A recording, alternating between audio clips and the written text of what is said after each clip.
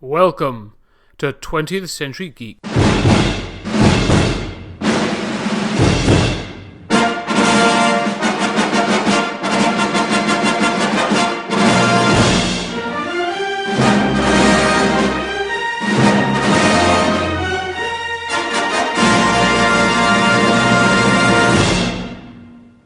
Ladies and gentlemen, welcome to 20th Century Geek. I'm your regular host, Scott Weatherly, and for this episode, I caught up with friend of the show, Julian Darius, to talk about the levels of censorship that spawned out of the release of the book, Seduction of the Innocent, in 1954, how this impacted the comic book industry, and whether a level of control should be placed on media content. Before we get to that, however, I think I should provide a short overview of how the publication of Seduction of the Innocent came about. Following the First World War, society shifted in a number of critical ways. One of the most key ones was the place of children and young adults in the workplace and relationships. The age at which children left school rose, and there was less pressure from families forcing their children into good relationships. The outcome was an evident and growing period of development between childhood and adulthood. A period during which adolescents had more free time to spend together without family or work pressures. A period during which they were able to explore who they were and create new ideas and styles. The majority of these were innocent enough, however, as is always the case, some others were less so, and started to show signs of aggression towards authority figures and the status quo. So, did parents and authority figures look at the wider social, psychological and economic factors that brought them to this point? Of course not. They looked for the easy scapegoats. Some looked at movies, some looked at the growing base of rock and roll music, and Dr. Frederick Wortham looked at comic books. Wortham had been preaching the ills and influences of comic books from the late 40s, building on a collection of case studies and interviews which he would later proclaim supported his notions of the books causing delinquency. He finally pulled all this information together to be published as Seduction of the Innocent in 1954. The book was a bestseller and stirred up such a whirlwind of misunderstanding and judgment. Comics were pulled from shelves, taken from kids' bedrooms and burned. Even the American government responded with congressional hearings bringing in witnesses from both sides to discuss the evidence. The result of these congressional hearings was the Comics Code Authority, a self-governing body that would police the comic industry and the published content. Now, I'm going to hand over to Julian and myself for us to discuss this further and how this level of censorship affected comic quality and how it spilled out into other areas.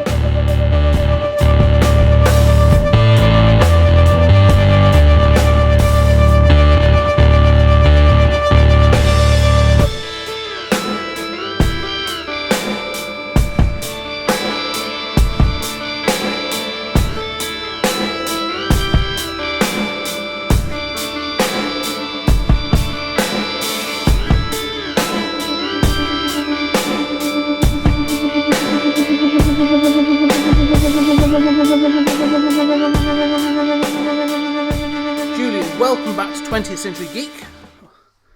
It's my pleasure, Scott. Glad to be here. That's good. So today we've talked about a couple of things in the past, and today we're not talking about a specific comic, but we are going to be talking about a publication linked with comics.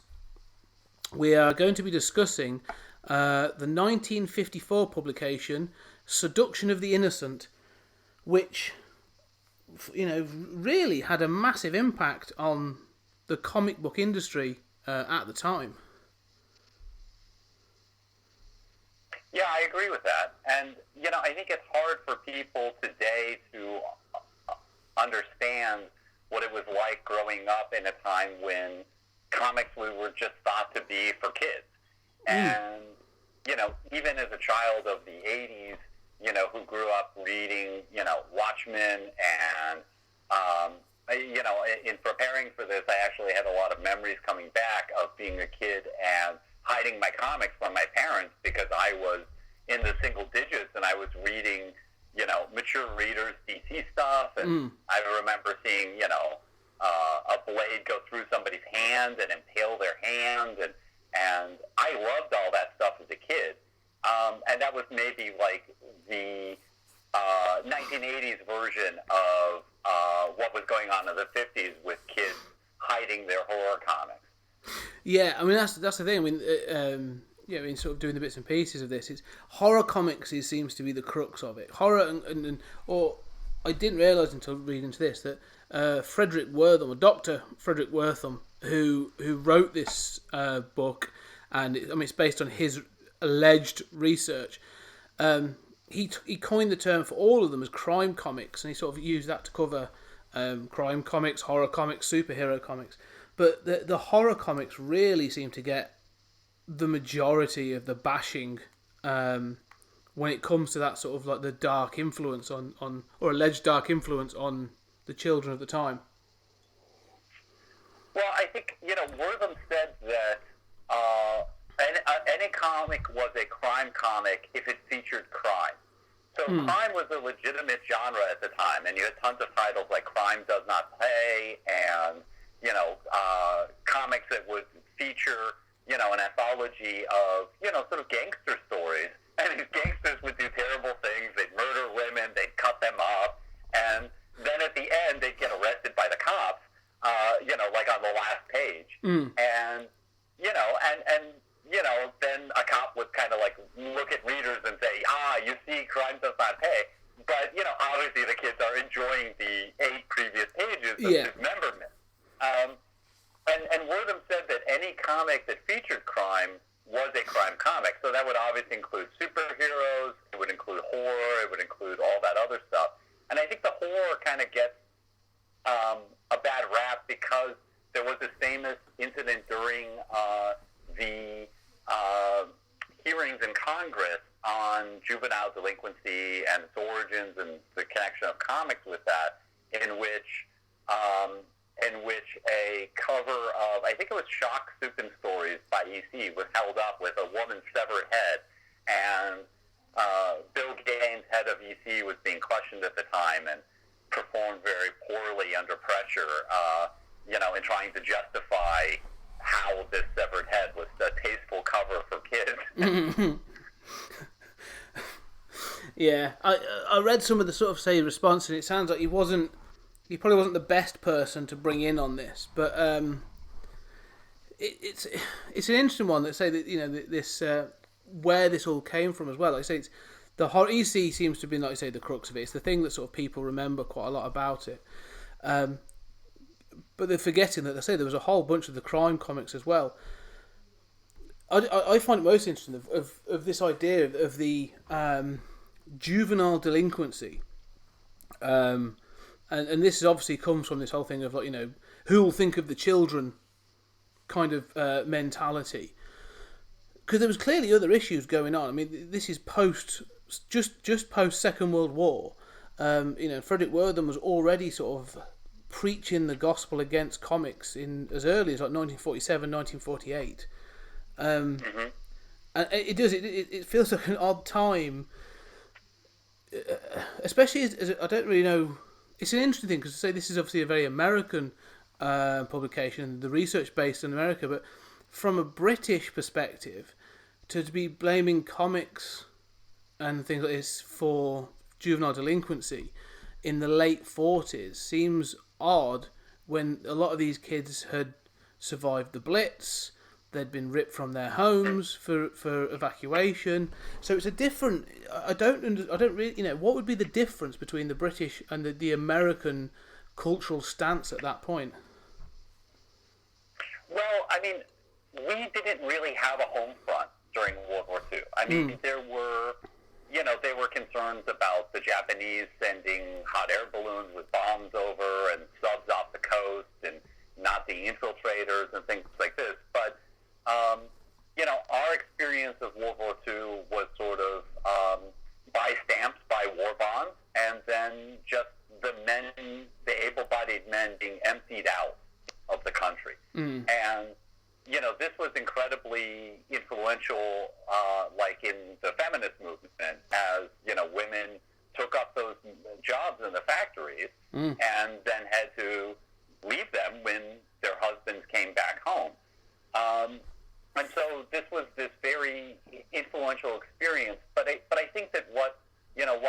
have the Blitz, what all of this has to do with is this sort of like post-war period in which sort of after World War II, there were a couple years in which like the rationing slowly disappeared, and you could buy metal and paper again, and life got back to normal. And then obviously we went through a kind of like what some people nostalgically look back on as a kind of like golden age where the American economy was humming along and was, we had won World War II and we were becoming the global superpower. And, at the same time, there was a lot of discontentment. And I think that all of the strains that came out in the 60s counterculture were there in the post-war period. It was just a very staid, conformist society. And we think of that as the 50s, but that was really a side effect of sort of, the post-war boom, everybody getting a house, home ownership spikes, you have, the origin of the suburbs and, the highway system expanding and all of the things that you think of sort of classic Americana. That was the surface. But underneath what was going on is separate but equal, is, a lot of tension, a lot of depression, all the stuff you see in Mad Men of sort of like, well, I'm married now. What's it all about, Alfie? Yeah. That was underneath the surface. And a lot of these kids, some of them grew up without dads because their dads were away at war. And they grew up in an America that, a whole generation was just absent fighting this war. And so, in the aftermath of World War II, they were expected to, not curse and dress properly and be very part of a very conformist society. But underneath there was a lot of strife and a lot of, all of the tensions that you get when you have that kind of conformity. Yeah, I think that's, you see that, I think, in the 50s, there is that idea of sort of, like you say, the polished surface, but the sort of, but what goes on underneath. I mean, the idea, the thing I knew it, but I sort of found out more about for this was the teenager technically didn't exist really until, like, the 40s. I'm not saying people jump from 12 to 21, but that the concept of what we would today consider a teenager was sort of molded in that sort of that war era because of things like spending longer in school, having spending, not joining work as young, and all those sorts of things. Yeah, that's very true, and that plays into the whole juvenile delinquency idea that before then. If you imagine life in, the 30s, I mean, first of all, there was the Great Depression. And if you grew up prior to World War II, you were expected to work on the farm. Yeah. You were expected to, people had kids just to have another hand to do work around the house. That was just expected. And the idea of, even of childhood as an innocent time, you go back to like 1900 and people are living in, cramped quarters that would shock us today, watching their parents have sex. That was normal. And by the time you get to the 40s and the 50s, there is this sort of like invention of this liminal state, right? This adolescent, teenage period, that, I mean, you see that in comics too, right? I mean, it's the new Teen Titans. It's all of these teen characters that kind of come out of in the 50s and going on into the 60s. But yeah, that idea of like a teenager or an adolescent as sort of a liminal state between being a child and being an adult really didn't exist until the late 40s, early 50s. So really, it's like you say, it's those that period, when the teenager's created, it sort of becomes filled with something. They've got spare time. They're able to express themselves. They're becoming their own people. And it's funny that, like, we talk about comics Obviously this is 1954 when this comes up, but Wortham is doing his research during the late 40s, and it's during this period of change. So you're asking kids, like you say, that have come out of this turbulent time and are now being expected to do something different, and him to then sort of see things in either their responses or to see things in society as general.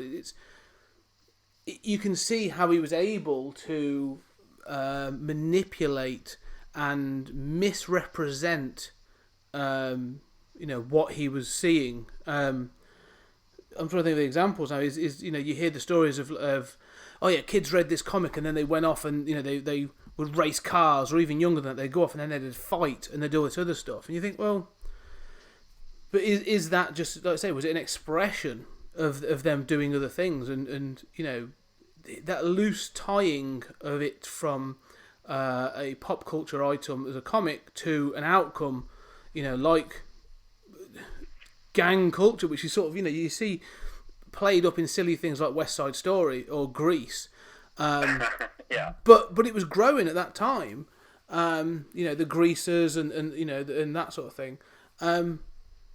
It's almost like they have what I'll say is the symptom, or they have the output, and there was a desperate scrabble to connect it to something to explain to themselves what is going on. Well, I think that's true, and I think part of that has to do with that conformity, right? Like why are these people, why are our kids not eager to grow up and put on a gray flannel suit? But I think it's also important to understand, like, at the time, I think it's estimated that there were roughly 50 million comic books sold annually in America. Wow. Comics were an industry that we have never lived in a year where comics sold 50 million copies. And of course, the population of America was significantly lower then too. This was, and the average comic was passed around. You'd pass it. Adults read them sometimes, but they became known as a kind of kids thing. Adults read them, especially during World War II, while they were in the field, and especially after World War II, there was this shift toward multiple genres. So, like, we think of this as a kind of like indie thing that happened in the 80s and the 90s to sort of shift to all these other genres besides just superheroes.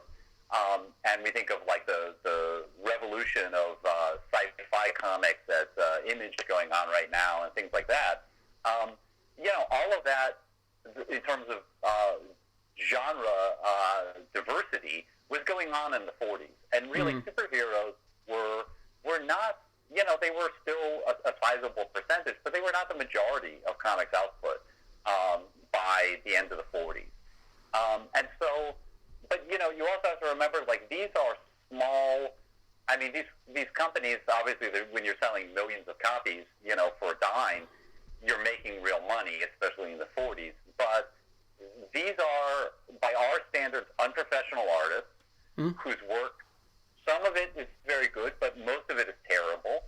Yeah. They're not expecting there to ever be a collection, right? There's no comics that are ever reprinted or collected. And so, this is just a disposable thing printed on newsprint. Nobody's ever going to see it again.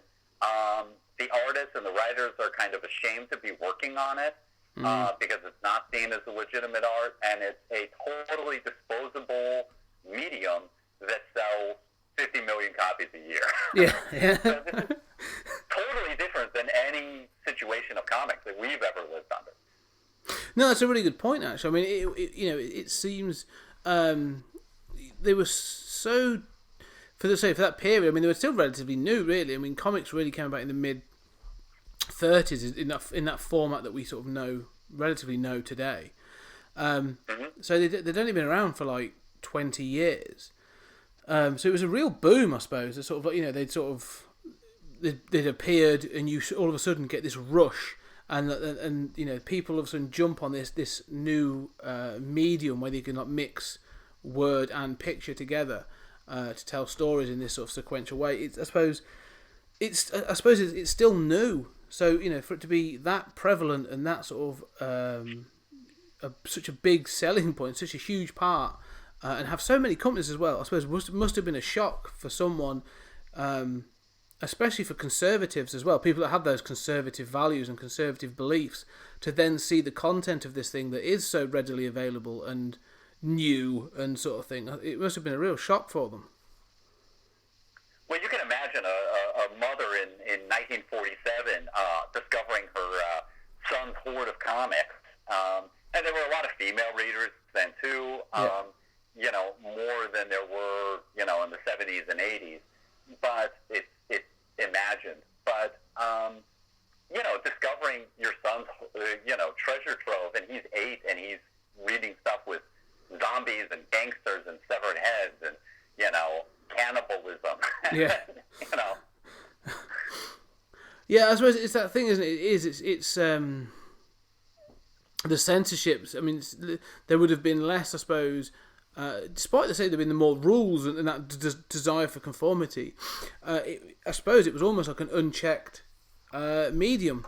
No one was actually looking at this thing. I mean, it's funny. Just before we talked about the podcast, started the podcast, we talked about 80s cartoons and the fact that people really weren't paying attention to some of the stuff that was being produced then, and not to the extreme of it being like an EC comic, but more for the sense of a quality point of view. But it's very similar, isn't it? It was. These are daft throwaway things, and no one was really in a position of power, was looking at that content and judging whether it was the right thing to have on the newsstand, really. Right. Well, the complaints against comics really got going. I mean, there were articles from like 45, 46, 47 that are appearing in major publications. And, obviously Wortham became the sort of celebrity spokesperson for that movement. And all of it was sort of codified in Seduction of the Innocent, which is, just a polemic.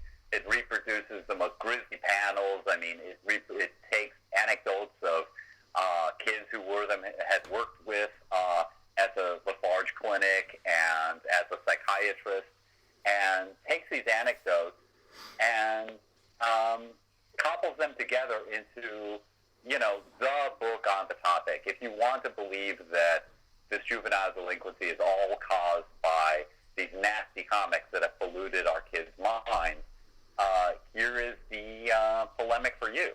Mm. It's interesting to say, because I say, he was was spearheading this. He managed to sort of bring it together, and his personal bugbear was comics. But obviously, from that standpoint, from that period in time, that wasn't the only thing I know they were looking at. I mean, this era is also, like say, the birth of rock and roll.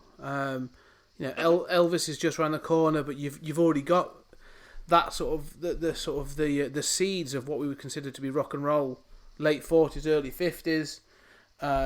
You got films like Rebel Without a Cause. I suppose that sort of there's other things that you could have looked at and could have been that scapegoat, but it seems very much like because Wortham was the first one to put this all together and put his head above the parapet and step up on that stage. Like comics became public enemy number one, I suppose. Yeah, I mean, I think that, here I think we have to kind of let's back up a second, and growing up, as somebody who read comics and started as a kid reading about comics history in comics and in fanzines and things like this, the story that I had was that Wortham had blamed comics as the cause of all juvenile delinquency. Mm-hmm. There were actually hearings in Congress about this, and the end result was that Congress has kind of demanded that comics clean up their act, and the Comics Code Authority Party was created that permanently neutered comics, said they had to be for kids, and not just that, but the bad guys could never win. You could not depict, you couldn't even depict like vampires and the undead, and lots of stuff like that was in the early comic code. And this medium that I loved and saw as a legitimate art form had its natural evolution ripped apart, diverted in some way. And I think that, there is a kind of, it's very easy to look back and think, if you go back to, you were talking about the early comic books of the 30s that started as just kind of collecting newspaper strips, right? The funny.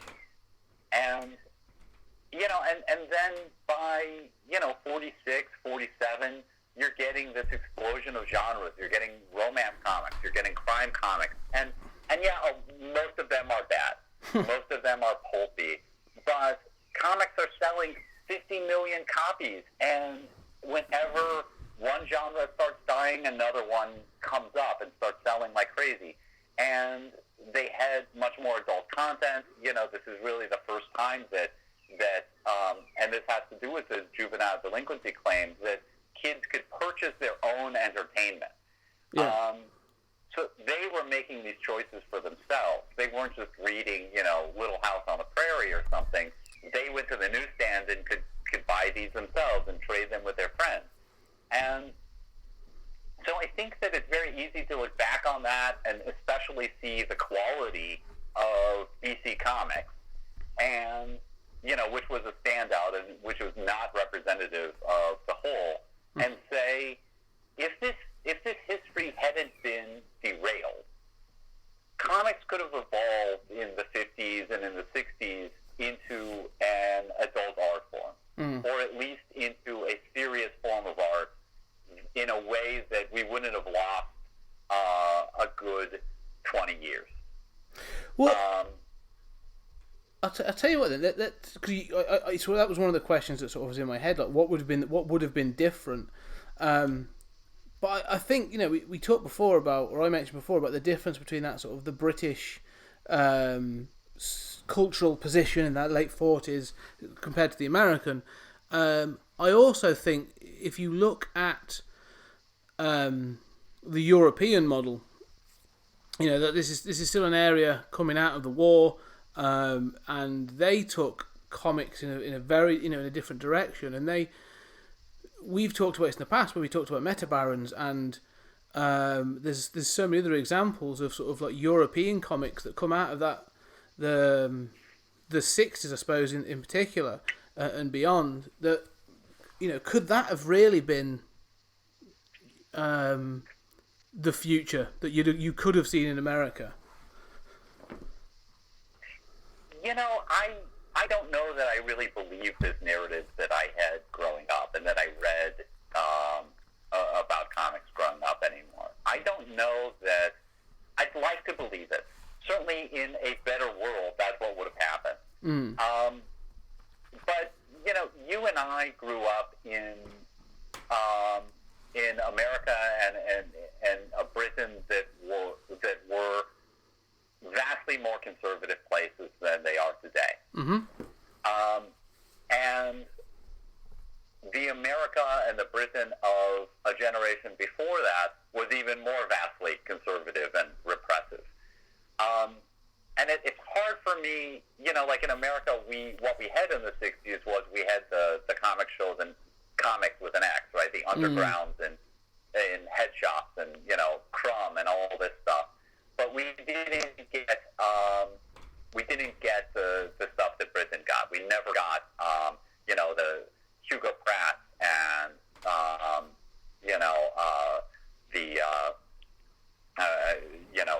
sexy space stories and things like this. So the 2000 AD or the Warrior kind of...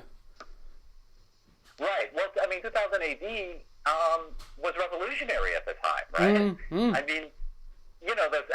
The descriptions of Brits reading 2000 AD, compared to the much more sort of staid conservative anthologies that were available in the late 70s, 2000 2000 AD was like, such a breath of fresh air and violent and crazy and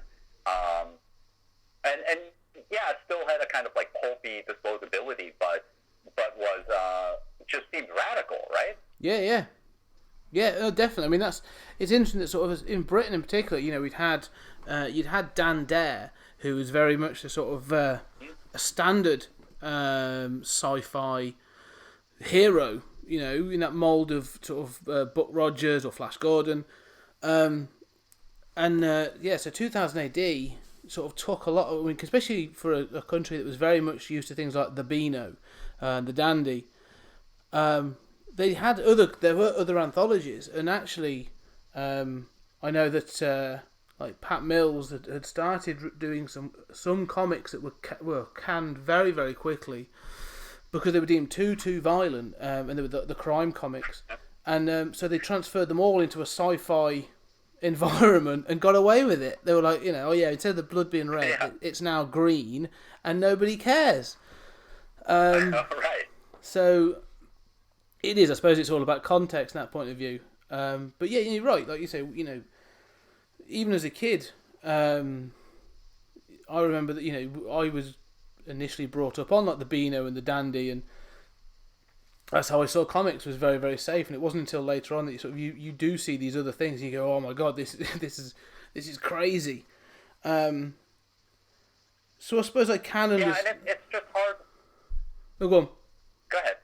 I suppose I can understand that sort of mentality from especially in the 50s, if there is something, as you said, about a parent that walks into their child's room and all of a sudden you do see them reading EC Comics, that thing of like, oh my god, this is, instead of it thinking, oh my god, this is amazing sort of thing, as the kids would, this is oh my god, you're reading, something horrific. I can sort of understand it, but it still feels like that overreaction. Yeah, no, I agree with that. And I've had very frank discussions with, comic scholars and comics pros in which people have confessed, if they found their 8-year-old reading some of these EC comics, they don't know that they would be okay with it today. Mm. So, I mean, for me, it's much less of an issue. I mean, I'm much more I have an academic librarian kind of culture in which, these things are not damaging. And I might want to have a conversation with that child about how they're processing it, but I wouldn't automatically be horrified. But I think you're right that it would have been horrific even in our lifetime, and I guess that I sort of feel as if Britain and America were fundamentally more conservative places than France, than Belgium, than Italy, where some of the stuff that was really good came out earlier. And I don't know that there is an alternate timeline in which comics really did evolve uncorrupted by the evils of Frederick Wortham. And I also think there's been an attempt to rehabilitate Wortham. He was the antichrist to, comics readers growing up. I mean, he was the embodiment of society's judgment that these were for kids and these were of poor quality and had no mental nutritional value. And I don't know that's really true about Wortham. I think it's a difficult one because it's not like he did this for fame and fortune. Like they say, he gained notoriety from it, and I'm sure it did gain him some revenue. But when you read this, he genuinely did believe that he was possibly doing the right thing. So his heart might have been in the right place. The issue I have is the corruption of the evidence and almost, for want of a better phrase, the Bible thumping about it. Do you know what I mean? The sort of like the this sort of stubborn conviction that he was right, and not wanting it for it to be a dialogue, but more for it to be a lecture, is where I sort of feel that's where he falls down a little. Oh, for sure, and I think that the jury is not out on these matters. I mean, he did corrupt the evidence. Carol Tilly found evidence found in his archives, which were opened up, that he had actually, in these anecdotes, manipulated the original testimony from these kids. Yeah. So we always knew that he had bad scholarship, right? I mean, because when you're printing 50 million comics a year, every kid has been exposed to comics. Yeah. You know, if you don't know what those are, and you're in a mental institution, and you're dealing with troubled patients, and you don't think that, you know, I mean, Wortham was a liberal. Wortham did not think that. I think there's an important point here about how Wortham believed that society made these kids bad. Yeah. That they were not just born bad. They weren't, you know, it wasn't just that they were poor and their natural place was predisposed to crime, and, you know, you're always going to have to lock up a certain percentage of the lower classes. I mean, Wortham hated those attitudes. I mean, Wortham defended, you know, Ethel Rosenberg. I mean, Wortham was very progressive on black issues and gay issues. You know, he was influential in the Brown versus Board of Education and desegregation. He wrote about how segregation as a social policy had damaging psychological effects. And he was very interested in how society caused crime and society caused people to be violent. And it wasn't that these people were born bad or that you just had an individual problem that you needed to go to Freudian analysis about. He wanted to acquit these kids and acquit their parents of responsibility. And the bugbear that he found was these violent comics that he kept finding on criminal kids time and time again, and made a causation where there clearly wasn't one there. Yeah, and that's the thing, like you said, I think it's one of those situations as well that it became a. I suppose let's say he created it. He, like you said, he found this causation. He documented it, and it sounds like he was helped when this book was published by a hungry media, and I suppose in the 50s also a paranoid society. You know, 'cause I suppose this is coming during the you know, the sort of the Cold War as well. So there's a lot of paranoia, I suppose, going on. So it's a scenario I think it was probably ripe for this kind of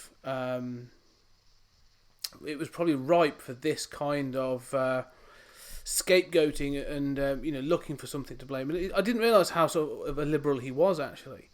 You know, I always assumed him to be a conservative. So that's fascinating to find that out, really.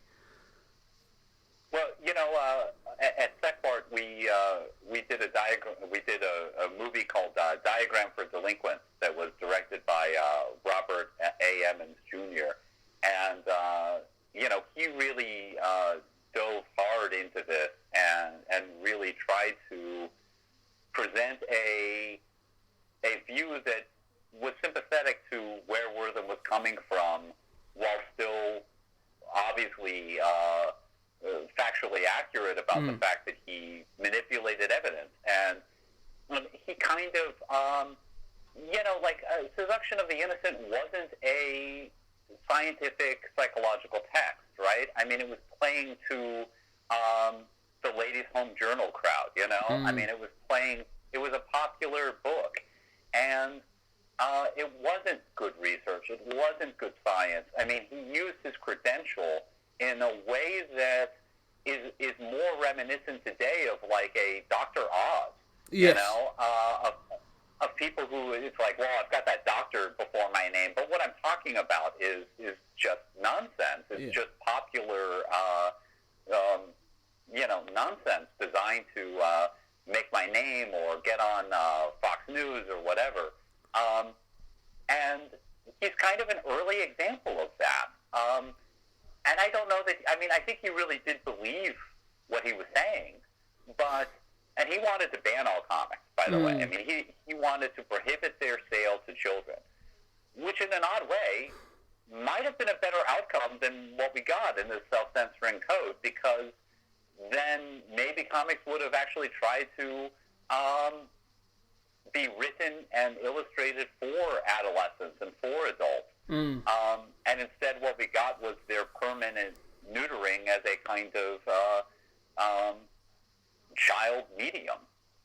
Yeah, it's interesting how these things react, how industries react. I mean, you know, I when I look at this scenario and the output, I mean, you know, fair play to the comic book industry that they sort of, whether they acknowledged it or not, they did take on that responsibility and trying to adhere to those rules.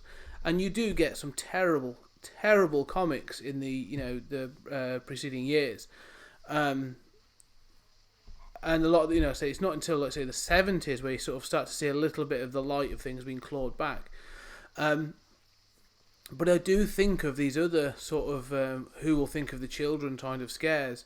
In Britain, we had Mary Whitehouse, who tried to act as the conscience of the country and stop things like the video nasties, slasher films and stuff of the early 80s, and certain horror paperbacks, would try to be banned. And then you have things like the Satanic Panic and people trying to bring down gangster rap in the 90s, and they also then get the backlash against computer games. And there's always going to be that thing, and I suppose there's always probably going to be that character or that individual that has some semblance of authority that people feel they can rally behind, and that person then I suppose becomes the voice of that cause.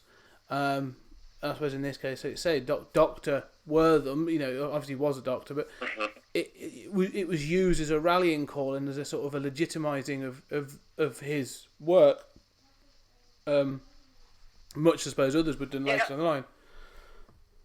Well, and I think all of these, you're quite right to cite these other instances, and I think there's no part of me that has anything but disdain for these cultural movements. I mean, I think they're damaging. I think they're hostile to free speech. I think they're hostile to the very concept of art. And I don't know why we keep falling for them. I don't know why. Look, I mean, we all know that there's terrible stuff online. There's terrible stuff on YouTube, but it's not going anywhere. It's not all terrible. Most of it's fine. There's a little bit that's good. There's an awful majority that is, trash. And then there's a small percentage that is, truly vile and gets taken down or doesn't. But, and we're debating this again. I don't know. I don't know why we keep falling for this, and I don't know why people think that looking at violence or looking at, of course, in both of our countries, we're more sexually repressed than we are violent. I remember I had a French professor who, when he came to the United States for the first time, he went to see a movie in the theaters, and it was, some, violent action movie, and there were kids in the seat next to him who, were just laughing and having so much fun, and he was in a fetal position in his seat, covering his eyes, horrified by the blood and gore and people getting their brains smashed out on concrete. And yet if you show sexuality in the slightest or nudity, both of our countries still have more of a problem with that. And I think of, I keep thinking of the MPAA and the fact that we still have a production code for film that, while not remotely as onerous as the comics code, obviously you can make R-rated movies, but it is really insidious, and it works in the same way as far as censoring what gets distributed. So, in theory, there's no abridgment of freedom of speech, but try making a movie that, uses the F word too many times, or, shows, lesbian sex or something like this, and you're very quickly going to find you cannot get it into a movie theater. Well, you're right. I think there have been examples, numerous examples, because there's always a way to make money from any of this, and I think studios have now become savvy to this, where you will see sort of there'll be the theatrical release and then the unrated version that's released on home media. Right. And I think of versions of films where, the unrated version might actually be, like I say, the director's actual choices. It's there are some different edits, or there's some slightly different choices of scene or whatever. And you think, okay, that makes sense. And so it's a bit more extreme for that purpose. But then you get sort of other films where it's like, literally like 2 minutes longer. And Right. it's sort of like, oh, there's a bit more blood. And a kissing scene or a sex scene goes on a couple of seconds longer. And that's it. And you sort of think, so this is the difference between, for America, or, an R rating and an unrated version. And you sort of think, it feels a bit nitpicky. Yeah, and it also feels arbitrary.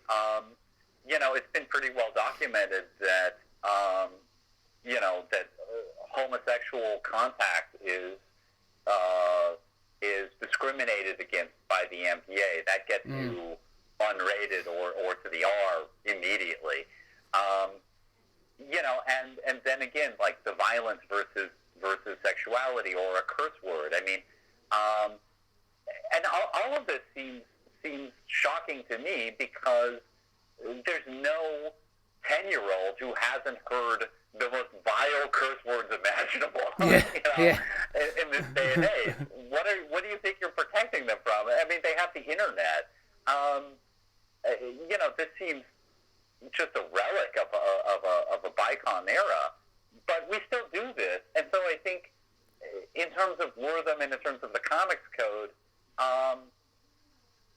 while obviously I don't like the comics code, and I grew up with, reading comics that were inhibited by it, we still do this. Mm-hmm. Well, it's funny because, again, it's been turned on its head, and again, so there's ways of making money out of these things, and we in this country have an age system. So you have the universal U, the PG, and then it goes 12, 15, 18. And so, an R in America is usually a 15. A hard R, it could maybe get an 18 push. But an NC-17 will definitely be an 18. But this thing, especially in the comic, in the geek culture at the moment, or in that sort of the geek community, this thing of a comic book film or a genre film being awarded an R is almost a sort of a badge of legitimacy. Again, oh well, they've gone for the hard R, then it must be a proper film. And again, well, it can still be crap. Let's not. Well, that's quite true. So, but there's this thing now of like, oh no, they've gone for the hard R. It's going to be good, and so they've tried to turn it on its head to say, you've got to. I mean, Deadpool is a good example of where they've taken a character and they've been authentic to the character and kept a level of integrity to it, and it almost would have deserved that. But then there's others where they've done it, and you think, yeah, it didn't need this. Yeah, well, I agree with that completely, and I agree with what you're saying about the unrated DVDs and Blu-rays. But it also occurs to me that, one reason why there's probably not that much footage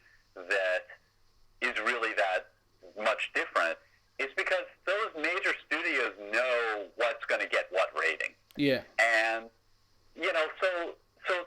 from the very conception of the movie through the writing of the script, they have aimed for a certain rating. And while it's true, I mean, it's true that there is this kind of like, get the unrated version, March 15th or something. And there is that kind of like legitimacy thing of, we went for the hard R. At the same time, like we were talking about like Man of Steel and the violence at the end of that. Well, you don't see a lot of people actually getting killed. No. And I'm sure they didn't shoot those people getting killed. There's no unrated version that's ever going to appear in which people are cut in half like crazy, right? Yeah. And you watch people falling in the skyscrapers to their death. Because nobody shot that stuff, because that's not going to get in there. I'm not saying we need to show all of that, but that's an artistic choice that was prohibited from the filmmakers and from the writers due to that system. In the same way that, obviously the comics code was a lot worse. I mean, the comics code was like saying every comic is going to be a G-rated comic. Yeah. That's a lot more draconian. Yeah. And in some ways it has more to do with like the Hays Code in America that preceded the MPAA that was a lot more stringent. And, at the time, even growing up, we had like the Catholic League that would protest things, and they protested the Passion of the Christ. And I remember that growing up. But they used to be a big cultural influence in this country. And they were responsible to a large degree for the Hays Code in movies, and they were responsible for the bulk of the burnings of comics that occurred in this country in the late 40s and early 50s. It's actually worth at this point, because I think the Hays Code is an interesting one, because I know it comes up quite a lot quite early on in the film industry, that we should sort of, I think, quickly discuss that actually, and how that comes into it. Because I mean, I read a book called Monster Show, and it was a cultural history of horror in America, and that talks about the Hays Code quite a lot. Sort of through the eras. And when did that start? Is that comes in from the sort of 30s as well, doesn't it? Yeah. And I know that had all kinds of things again. And the Hays Code seems to be the Hays. I don't know if it was based on a person. Not sure, but that leans very heavily towards sexual content versus violent content as well, doesn't it? I mean, yeah. I mean, you might know more about it than I do. But I remember reading it and thinking, this is really very religious, very Catholic, very concerned with how authority figures are presented and repressing sexuality. Oh, well, yeah, that's the big thing, isn't it? When you read, especially sort of going into the sort of... I mean, horror films got it because of the horror content and the monsters. So the universal monsters were always being picked up for different things. And the two that sort of I remember being, if I remember rightly, it was the Creature from the Black Lagoon. There were several depictions of obviously a woman in a swimsuit, potentially under threat from a creature, and there was the concern of, again, that sort of thing being having a sexual overtone, and before that, I think it's one of the Wolfman films as well gets a similar sort of thing, and you sort of listen to their justification, and it's bizarre, but the really weird ones were. If you go to more the crime films, the noir films, and the depiction of the sort of the femme fatale, and this thing would actually say things like you could only show this much leg, or you could, if they were going to do this, if they were going to wear a dress like this, then they'd have to wear a top like this, and if they were going to kiss, like you had to cut away like just before they made contact, or it was so convoluted and, as you said, arbitrary as well, that you living in a sometimes you question it, but a more liberal era, and you look at these things and you look at these films that were impacted by this, and you just sort of go, huh, what?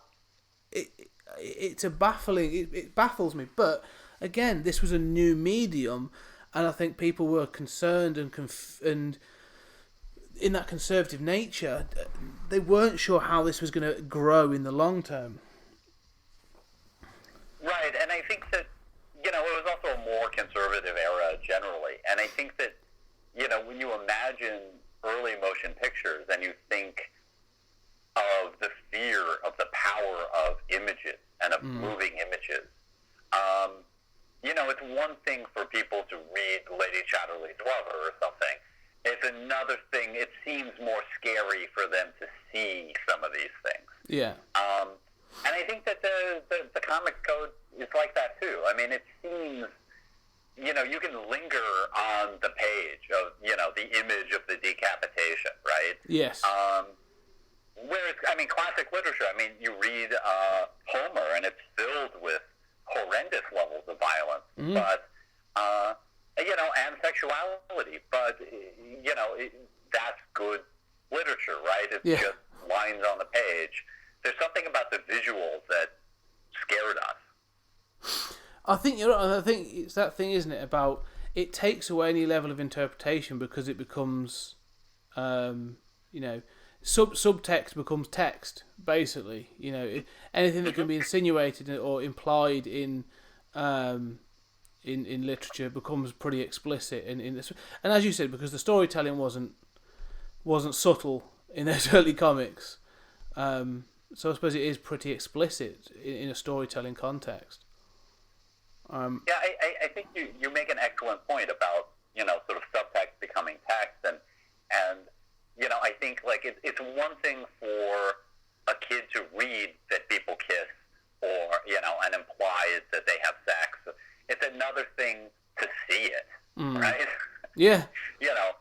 My God, people are going to see it. And then in a more conservative society, well, what's this going to do, right? Are, boys going to want to have lots of sexual partners? Are women even more of a threat? Is their sexuality no longer going to be controlled? This seems a kind of existential threat to a conservative culture. Yeah, and I think that's you make the good point about this existential crisis or this existential threat that they couldn't, they didn't feel they could control it. It was seeping in to their world, that world of conformity, I suppose, almost under their nose, which feels more insidious and more sort of sinister than, like you say, than if they'd have known about it.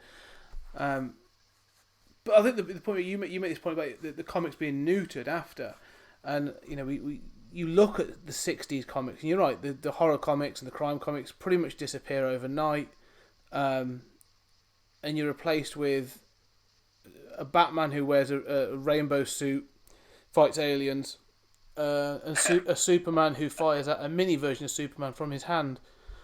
And you mean to tell me Batman shouldn't wear a rainbow suit and fight aliens?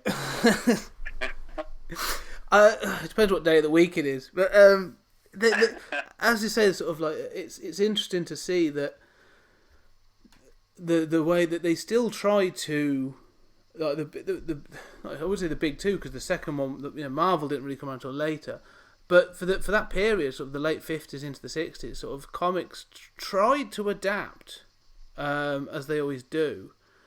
Do you think there's anything? Do you think there is anything of note or of worth in that period that that has a legacy?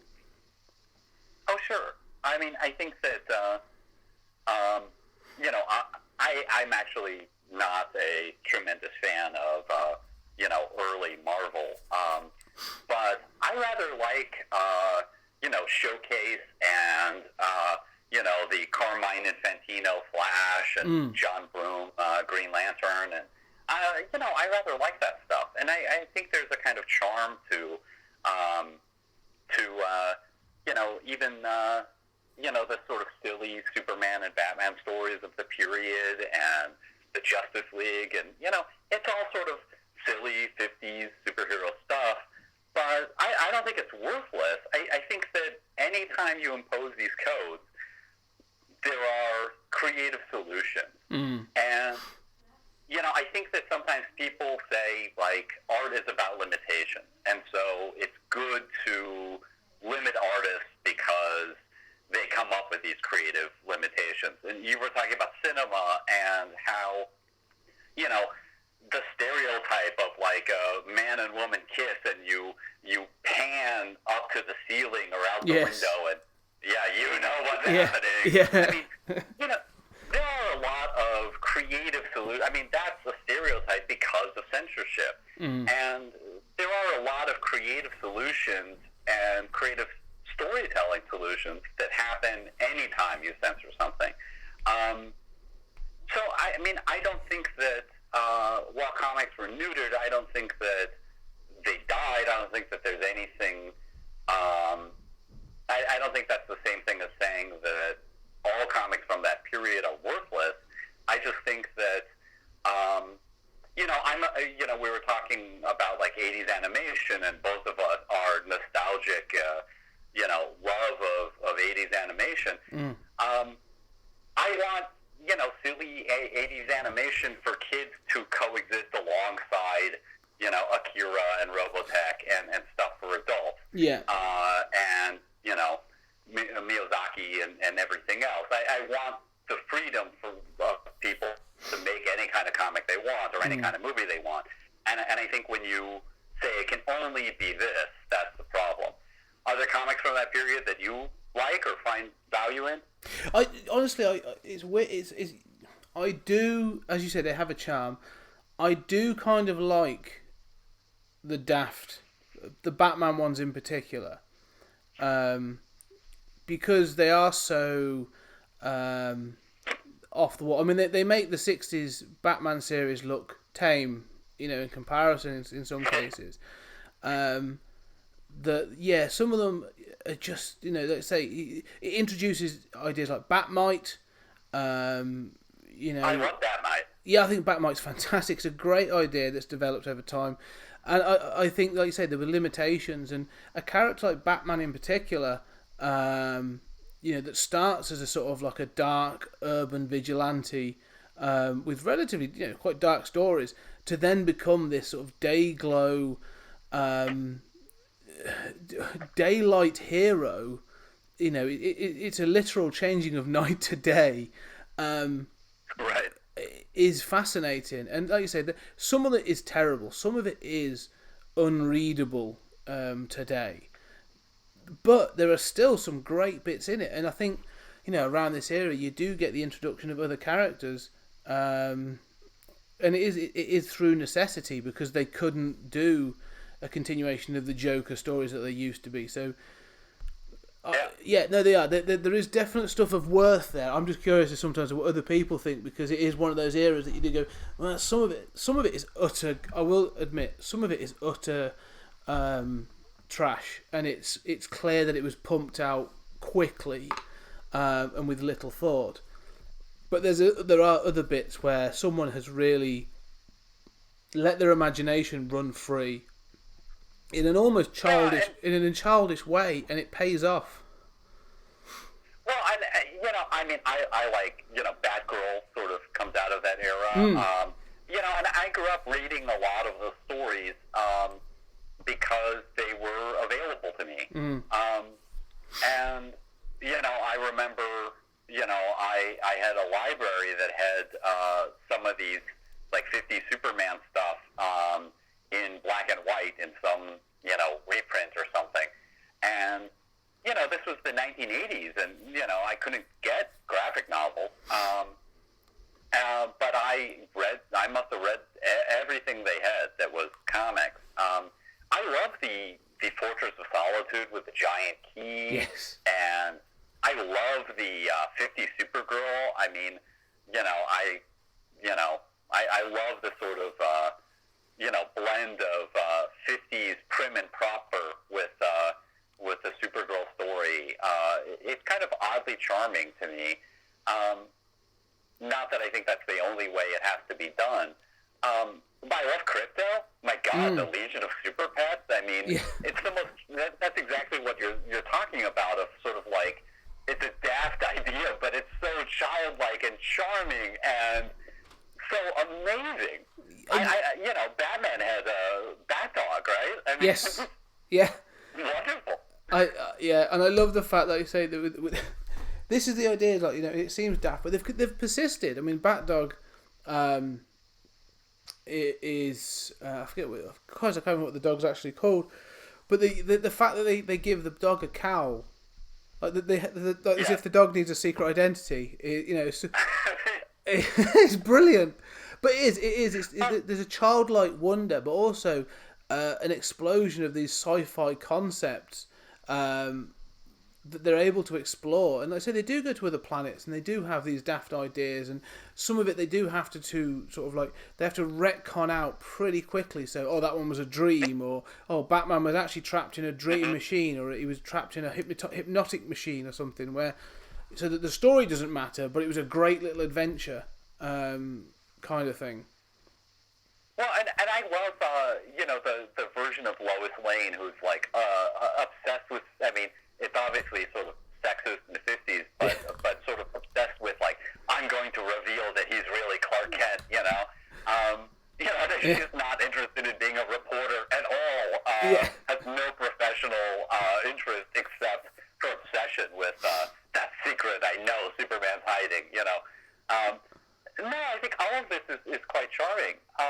But I do think that it is strange to me, and the older I get, the more, I grew up with superheroes, but the older I get, the more I kind of am slowly cured of the superhero bug that I had growing up. And I think that a lot of these stories are charming, but we don't know what the alternative would have been, and certainly one of the consequences, besides the idea that comics were just a kid's medium, was also inscribing the equivalence of superheroes in comics. And I think you still see this today. People still say, well, that's a comic book device, or it's a comic book plot, and they mean that sort of silly, pow, bam, zap, superhero stuff. Which is not really the superhero stuff of most of our lifetimes at this point, and certainly not of Hollywood today. But these legacies still persist. Yes, and those were a consequence of war of them. No, that's true. I think that's the thing that really persists, is this notion of comic books for kids, because I think even it's been 60 plus years now, 70 years since this happened, and really, like you say, it happened in the late 50s, through the 60s, into the 70s. But by the 70s, you get into the Bronze Age, and you do start to get, whilst they still adhere to the comic book code, you do start to see a more lenient approach to it. Because you do start to see characters and scenarios that are probably a bit more challenging. I mean, it's you get the creation of Man-Thing, Swamp-Thing, Werewolf by Night, Moon Knight. You then get hard traveling heroes. With Green Lantern and Green Arrow taking on sort of like politics in America, or sort of like society in America, and in Batman you get sort of the introduction of Ra's al Ghul and the Denny O'Neil years, where they are still adhering to that comic book code, but there's a slightly more lenient approach to it. But they're taking a slightly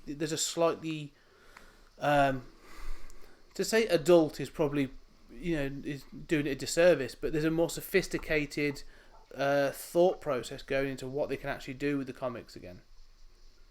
Right, and you had like the drug issues of not just Green Lantern, Green Arrow, but there was of Spider-Man too. And I think for those, they actually, the code was revised in the 70s to permit these kinds of comics and these kinds of stories. And it's not really clear after the initial years of the code how well it was really all that really enforced.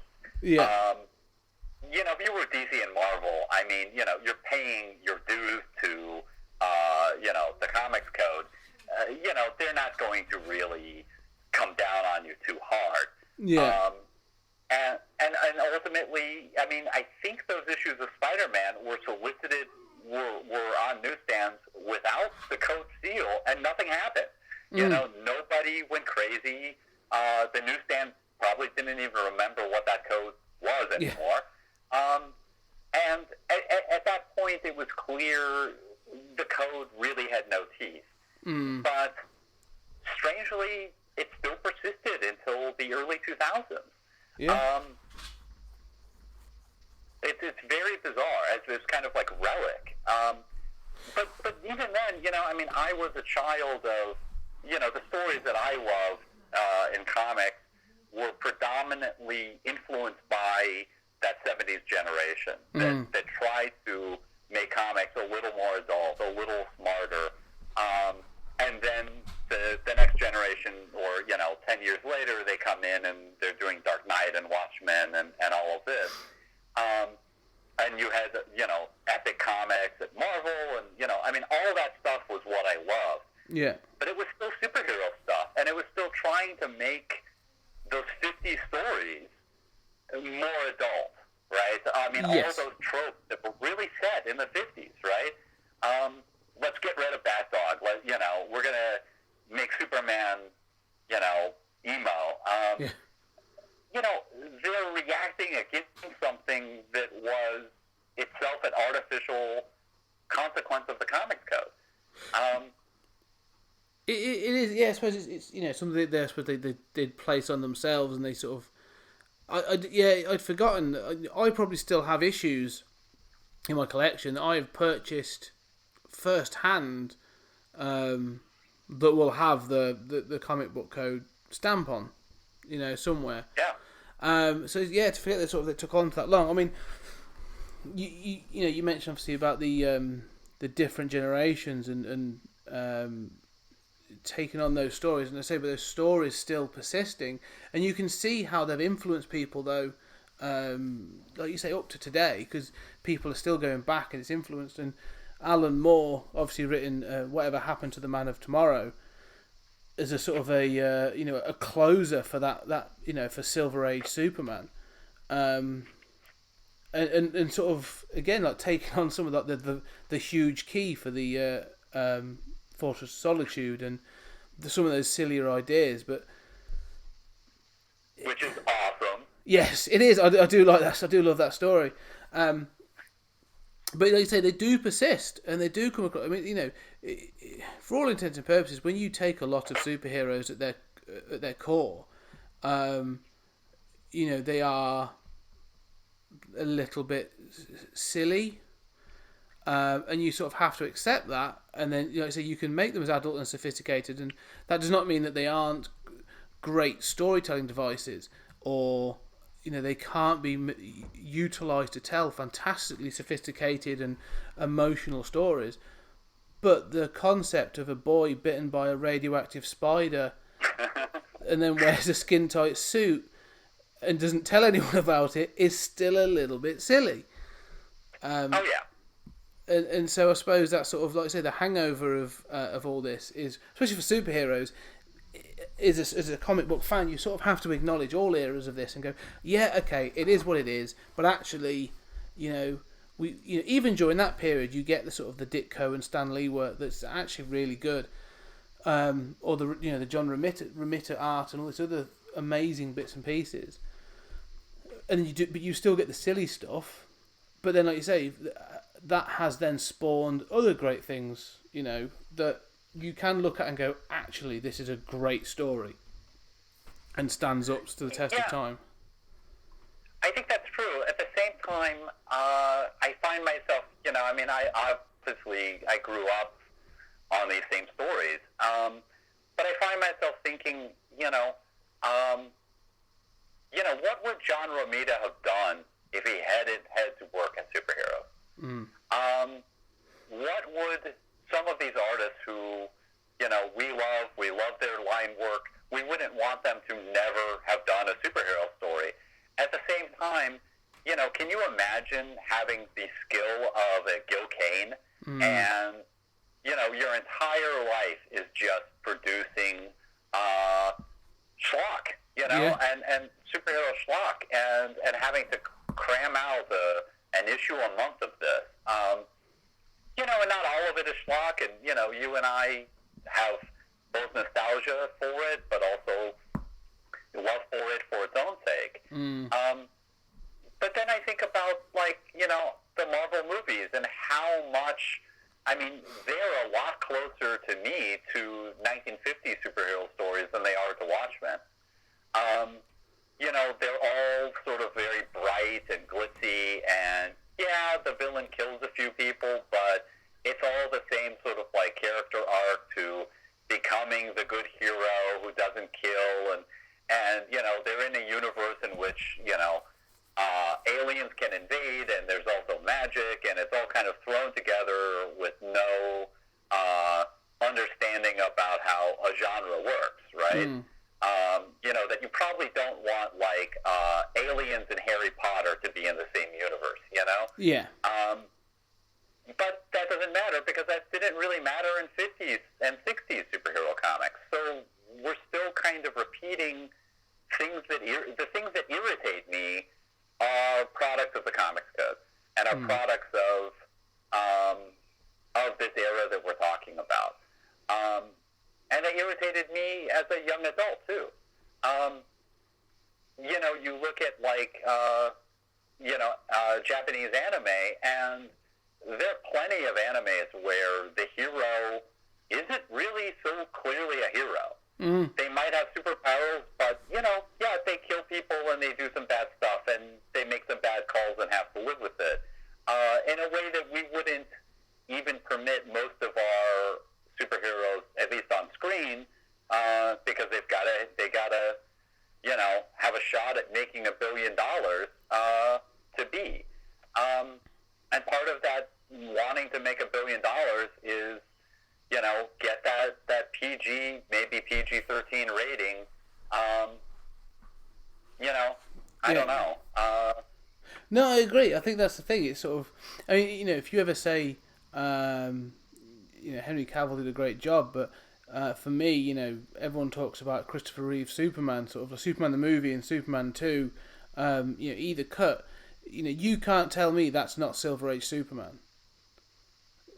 You know, and so when you do look back at that 50s and early 60s style and go, oh, it was silly and those things.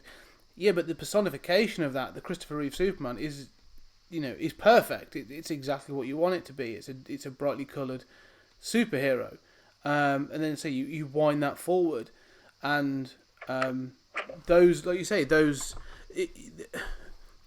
to take it to. Obviously, it hasn't been released yet. When we're recording this, but you can't tell me that the Shazam film that's coming out this year isn't going to be a brightly coloured, superhero film that contains an idea of an interdimensional wizard that gives you the ability to change with the use of a magic word to a 13-year-old boy. Right.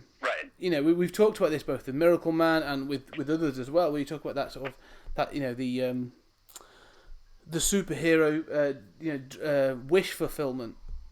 And this Shazam film looks, you know, the epitome of that. This isn't watching Captain America become that hero. This is watching me as a boy, not me, but a child become a superhero. Is so sort of that era. And, you know, it's going to be brightly coloured. It looks like it's going to have silly moments in it and all this other stuff. And I think it's going to be all the better for it. Yeah, I agree. And I think there's room for that. I guess that I want diversity. I mean, you know, imagine if every superhero movie had to be that, right? True. I mean, like when we were talking, I also thought about Marvel Man, you know, as we were talking earlier. And imagine if, you know, I mean, do you really want to read most of those Marvel Man comics? No, I tried. And the Alan Moore stuff is great, but the Alan Moore stuff is deconstructing those same tropes that were side effects of the comic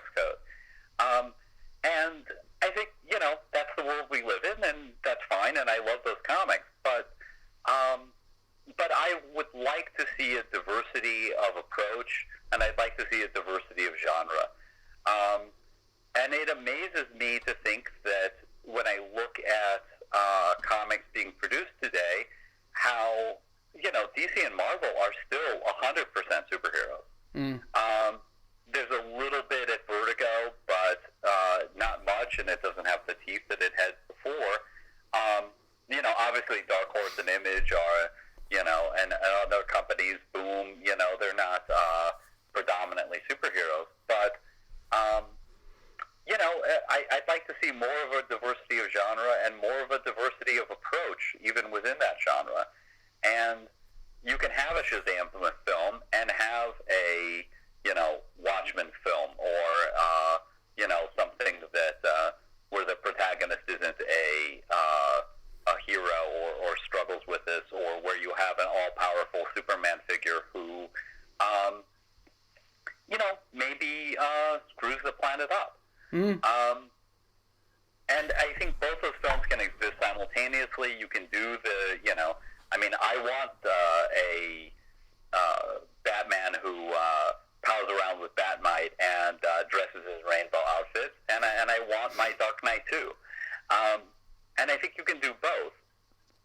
I guess that I just react negatively to the idea that it should all be one or the other, and that's what the Comics Code did. Yes, no, I agree with that. I definitely think it restricted everything, and whilst I do think, like you say, some interesting and good things came out of that through necessity. Like you said, there was a lack of diversity, and there couldn't be the expression I think that that we could have had. I do think we live in a better period for diversity in comics. There could be better, there could be more. I think the big two in particular do hold very tight reins over some of their stories. But you do, I think, every now and then you do get the ones that seem to sort of like come out of nowhere that either subvert the genre or take it in a very different direction all of a sudden. And I think Tom King recently has done some good work on the Vision. He did a 12-issue series. Was a really good, I loved that series. I thought it was fantastic. I haven't read his Mr. Miracle yet, but I hear that that's another really good one where it sort of it took that opportunity to be something incredibly different and really make you think. And even from my perspective of in the last couple of years, I've been really fortunate as a Moon Knight fan to have had both sort of the Warren Ellis run, which is it leans into its sort of superheroic kind of stuff, but still has it's a 6-issue run from Warren Ellis where each issue is somewhat completely different and introduces different elements of it, and then that's followed up by the Jeff Lemire run, which is not super heroic. It's a complete dissection of the character, but runs as a 14-issue series. And he's one of the most is become, for Moon Knight fans at least, one of the most celebrated runs of the character. These things sort of pop up, in amongst all the sort of like the flashy superheroics, and I'll be honest. Recently, in particular, my pull list has dwindled because nothing on that list is was sort of like tickling my fancy. I was going back and getting those collected, of older things and going, do you know what? I really fancy reading Planetary again, or I really fancy going back and reading. One of the things I really want to go back and read all of Transmetropolitan again, or those comics where, like you say, it's not super heroics or it's got a tinge of it, but it's something else, and it's where the imagination has been set free and it's full of diversity. Whilst I think things, there are probably fantastic books going on at Image or Dark Horse and Boom and IDW and there's others, I do feel there's a limit. For me, at least, I'm slowly walking away from superhero comics a bit at the moment. Yeah, I found that too, and I liked Mr. Miracle. I don't think I was quite as charmed by to some of the reviews that I saw, but, I mean, I've been reading, deconstructive superhero comics since I was a kid. Yeah. But, I mean, I enjoyed it. I read all of it. I'm reading Heroes in Crisis now by Tom King. I dig what he's doing. It's one of the few, superhero stuff that I'm reading at the moment. But I have the same sort of instinct of, as I've gotten older, diving back into other stuff like, we were talking about Meta Barons in a previous podcast, or Miracle Man, or, Planetary, The Authority, even some of that, I've been on a kick of rereading Black Widow and Elektra comics. Just like reading stuff like Phil Noto art, which I just love and dig. And, so, I mean, I think that as you get older, it's not as compelling as it used to be. I don't know that you ever move out of the superhero genre, but I know that I, as a percentage of my comics reading, read less superhero stuff than ever before. And, as part of preparing for this podcast, I, was researching Wortham again, and I just started reading tons of old DC comics. Just enjoying, they're not all great, but enjoying, Wally Wood sci-fi story that, I can ding in any number of ways, but that is fascinating to my brain in some way. Yeah, I know. I've done some similar things. Like, see, I've gone back and read. I picked some of those older horror comics and stuff, the reprints, and a couple of EC, but also there's others. I forgot what they're called now. I've got a couple of the Black Cat Mysteries, and some others. And like you said, they're not all great, but there's some really interesting ideas in there. And again, it's one of those things when I look at those, and I think they're really good fun. And my brain, I start making those connections again, and I think, I wonder how that played out. What's the link to these to things like the Twilight Zone, and there's other horror anthology things that come out later on, and then other people that were influenced into those video nasties that came out in the late 70s, early 80s. Sort of all those sort of things. It's fascinating to go back to look at those. But I do so to go back to Seduction of the Innocent, really, to sort of round out. It's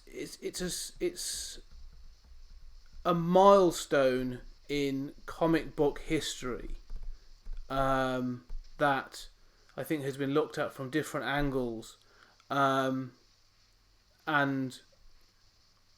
it happened. Like you said, there's this notion to sort of go, well, what would have happened if we hadn't have had that, but we did. And I think when you look at it, I think it's fascinating to see the impact it has had, and still that still seems to be resonant today, because it provided a cultural framework that persists for what society believes comics are. If that makes sense. I think that's very true. No, I think that's very true, and I think that it's amazing to me that there are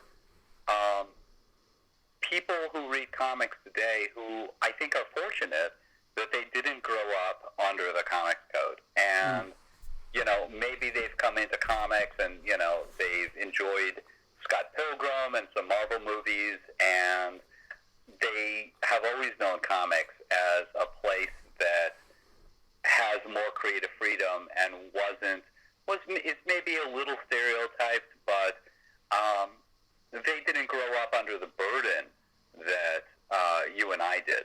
And I think that's great. But I think that it's very easy if you walk into a comic book shop and you see all of that diversity, to not be aware of how important this chapter in comics history was, and as you say, how it still defines comics for a lot of people, and even in subtle ways defines the stories we're telling. I mean, I think that stuff like Mr. Miracle, stuff like Vision, is enhanced by understanding how it is reacting to or still subverting those superhero tropes that got set in the 1950s. And we celebrate works like that because, as much as we have Scott Pilgrim and Akira and all this other stuff, comics in America, really became those 1950s superhero comics. And so a work like what Tom King is doing is able to subvert that and make a kind of commentary on, in some cases, comics history and what we expect from a comic in a way that's more impactful, because it does represent this main line of what comics were and have been. Yeah, no, I think that's really true. So, I think as an outro really for this, I think for those that are listening, one of the things we've always done on 20th Century Geek is look back at these things, and we've discussed it for a bit. But I think it's really important that if you consider yourself a comic book fan, or a fan of pop culture, then this is an era that you really should pay more attention to. Go have a look. Google it, check it out, and try and search out some of the comics that Julian and I have mentioned. Those early sort of those 50s Batmans and the early Green Lanterns and the Flash, and before that, check out some of the stuff that caused the panic. Those EC comics, the crime comics, and even the sort of where Batman and Superman were at the time. I think it's important, and it's worth looking into, because it gives you the context of what you are reading at the moment. Yeah, amen to that. And I mean, as much as I love comics, I have never forgotten that comics are kind of a renegade medium that not all that long ago were burned. Mm. Yeah. So I think it's true. So it's a point to remember on. It's a point to end on, really. It shows how lucky we are right now to be able to enjoy all these comics as we have them now. Amen. So, well, thanks for having me, and I hope that people check out your Patreon. Yes, thank you. I love what you're doing. Well, thank you for coming on. As always, Julian, it's always a great conversation, and there will be many more to come. Yeah, do check out the Patreon. We're doing all kinds of bits and pieces, and I think we're gonna have some other good fun coming up for the rest of the year. Yeah, I'm looking forward to it. It's always an honor to be on. Thank you so much, Scott.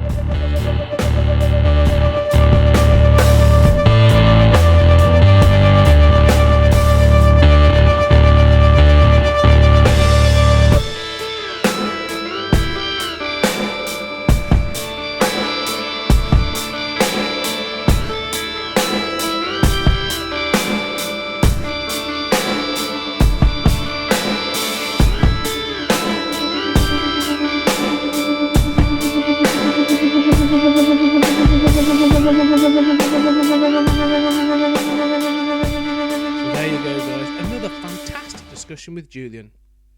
Let me know what you think about Post Comics Code books. What was good, what was bad, and what do you think should be revisited? Please get in contact. Email me at 20thcenturygeek@gmail.com, or find us on Twitter and Facebook and all the other social media platforms by searching for 20th Century Geek. Let us know what you think of this topic and any other topic we've ever discussed. Also, I'd like to say that I have a collection of rare Silver Age comics for sale to keep the podcast going, but I'm afraid that's not the case. If you'd like to support the podcast, there are several ways in which you can do so. We've got a Patreon page that's got some great exclusive content that's going to be expanding to more things soon. Please go check it out. We've also, though, got an Amazon wish list. And just go on Amazon and search for 20th Century Geek, and there's a whole list of books on there that'll help us with future research. And of course, we love second-hand books in 20th Century Towers. So finally, go have a look over there.